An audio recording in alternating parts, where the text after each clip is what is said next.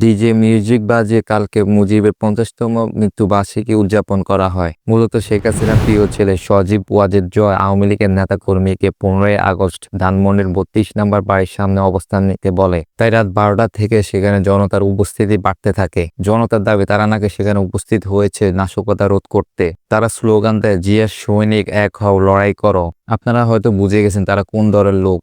এছাড়া মুজিবের স্মৃতি জাদুঘরে বেশ কয়েকজন শ্রদ্ধা জানাতে আসে। একজন মহিলা সেখানে হাজির হয়। সে নিজেকে আওয়ামী লীগের কর্মী হিসেবে দাবি করে। পরে পুলিশ তাকে রিকশায় করে বাড়ি পাঠিয়ে দেয়। একজন লোক তো ফিরোজপুর থেকে তার স্ত্রী ও ৩ সন্তানকে নিয়ে ঢাকায় এসেছে মুজিবকে শ্রদ্ধা জানাতে। পরে পুলিশ তাকে নিরাপদে সরিয়ে দেয়। আরও এরকম বেশ কয়েকটি ঘটনা ঘটেছে কালকে। কেউ কেউ অভিযোগ করে বলছে বিএনপি ও সহযোগী সংগঠনগুলো শ্রদ্ধা জানাতে আসে সাধারণ মানুষের উপর হামলা করেছে, যা কিনা রাজনৈতিক প্রতিহিংসার আচরণ। কেউ যুক্তরাষ্ট্র থেকে আর কেউ লন্ডন থেকে অর্ডার দেয়। মাঝখানে বাংলাদেশের মানুষ মারামারি করে আর তারা বসে বসে তামাশা দেখে।